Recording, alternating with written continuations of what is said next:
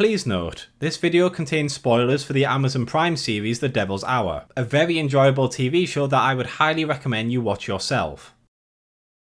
A few months back, I was scrolling through Prime TV when I came across a show that was releasing starring Peter Capaldi. Me, having heavily enjoyed his appearances in The Thick of It, Doctor Who and The Suicide Squad, decided to watch this show. The show gave the appearance of a mystery crime thriller, starring Jessica Raine as Lucy Chambers, a social worker, and Peter Capaldi as Gideon Shepherd, a crazed serial killer that starts to seem a lot less crazy as the series goes on. The series opens with Lucy interrogating a captured Gideon, and then the series starts to retell the story of how these two individuals came to know each other. We flash back to an earlier time set several weeks ago, and we see Lucy struggling to get help for her son, Isaac, who is very emotionally distant and has trouble socialising with others. As she struggles with the stress of getting him help through therapy and attending social care calls, she starts to have strange visions that initially don't appear to make any sense, and she keeps waking up at 3:33 AM, a time between 3 AM and 4 AM, known as the Devil's Hour. She soon realises that the visions are apparently visions of the future, showing the deaths of people that she encounters. As she keeps trying to investigate these visions,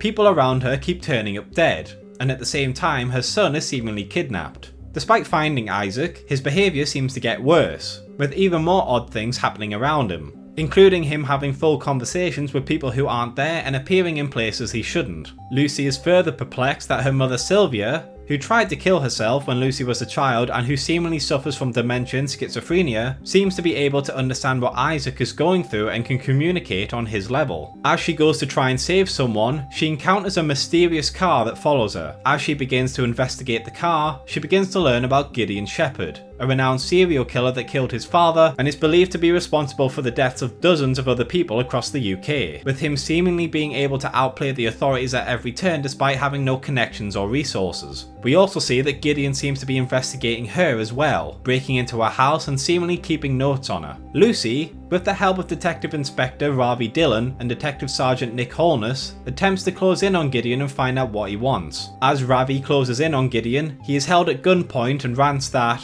as Lucy and the police have been so busy stopping Gideon's work, someone else is going to die, raising questions about Gideon and his intentions. We see later that Nick and his wife were killed by one of the people that Lucy helped to save, murders that Gideon was apparently trying to stop. As Lucy continues to have visions, these visions slowly change from things that might happen in the future to visions that cannot happen in the future, as some of these visions contain people and events that shouldn't be there. On top of this, Isaac's behaviour seems to be getting worse, and more strange things keep going on around him that cannot be explained. Gideon, instead of killing his next victim, seems to have become even more sadistic, torturing the young man for reasons he doesn't understand by making him watch horrific crimes on a loop. Ravi discovers where Gideon might be, and although he is unable to stop Gideon from killing the man and is severely beat up himself, he delays Gideon's escape long enough for Lucy to crash into his car, capturing him. And then we reach now. As everyone now knows what he's been up to, Gideon wants to, at the very least, show that he's not crazy. And then we understand why everything that is going on, why Gideon seems to know what people will do and what events will occur around him.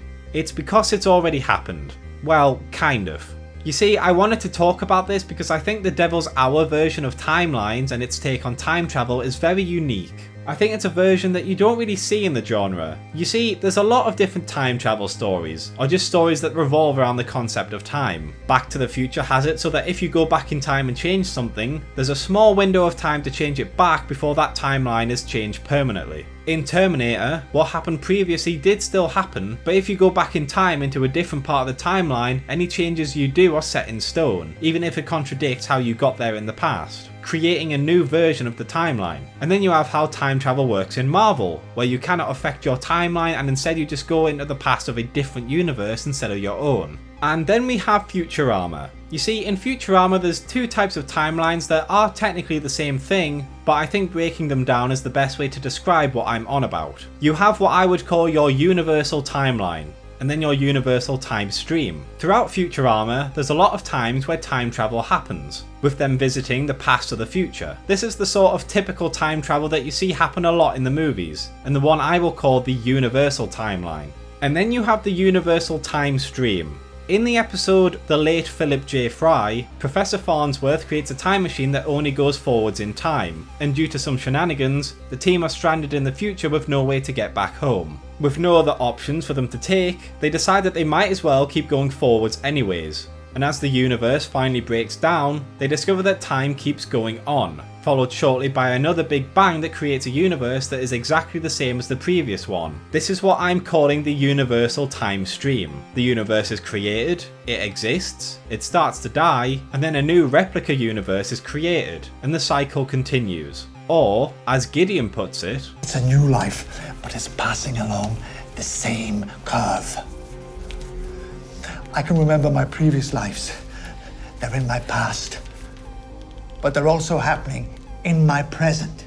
It's not a case of the universe goes on, and then it dies, and then a new universe is formed and everything resets. The universe goes on, and everything that you did when you were alive still happened. Which is why when the new universe starts, some people can remember what happened previously through visions. As was the case with Gideon. As a child, he was killed by his father, who would kill Gideon, his brother and himself because of their mother's affair. However, at some point, Gideon started to remember all the other times he had died from this. And so to protect himself and his brother, he killed his father and ran off. This is why he is able to do everything he does without realistically having the time or the resources necessary to be able to do what he does, because it's already happened before. So if something went wrong and got him captured by the police, or he didn't manage to get to someone in time to save them, he can remember this time and fix that. And while he struggles to remember stuff and needs to write stuff down, he still remembers what happened previously. It's also the reason why Lucy has seemingly been having visions of the future, as well as why she keeps seeing things that cannot happen. Because in a previous life, they did.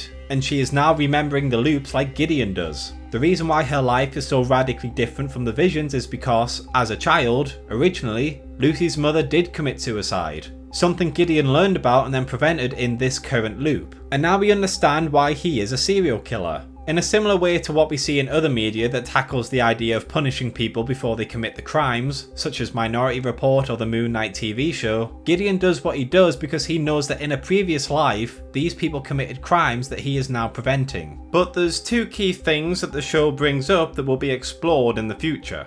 The first is that Gideon doesn't like the killing. He believes that on some universal level, there exists some sort of karma, and he's trying to find a way to save lives without having to take the lives of others. The reason he was seemingly torturing the young man from before, forcing him to watch horrific things, is because he wanted to see if someone could become so disgusted by crimes that they themselves might commit in the future, and hopes that this disgust will stop them from killing people in the future without him needing to kill them. If this disgust can be passed on through into their other lives, perhaps Gideon doesn't need to do anything to them in the future. The other key idea is that Isaac is an anomaly. Because her life was so different in her previous life, Isaac did not exist in any of the previous loops. However, in this life, Lucy ended up having Isaac, and because he doesn't exist at any other point in time, the universe doesn't really know what to do with him. This is why Isaac is so devoid of life, why he is able to talk to people who aren't there, and why he seemingly just appears in random places. In the scene where he showed up in the neighbour's house, he didn't teleport to a different location. It's just that in a previous loop, the neighbours bought the house that Lucy currently lives in this loop. So he just went to the exact same house but in a different loop when the neighbours owned it. As the series starts to end, we see Lucy dying in a house fire trying to save Isaac.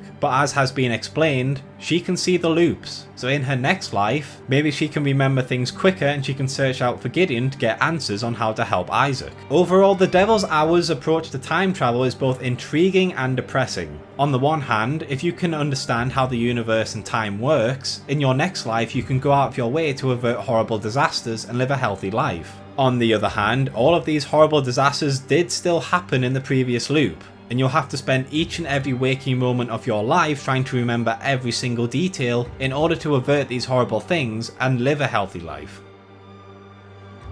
Thanks for watching, lads and lasses. Hopefully you enjoyed this video. Please consider liking, subscribing and watching some of my other videos. And if you really enjoy my content, please consider my Patreon or YouTube membership. But overall, I just hope you had a great day and hopefully I will see you in the next video.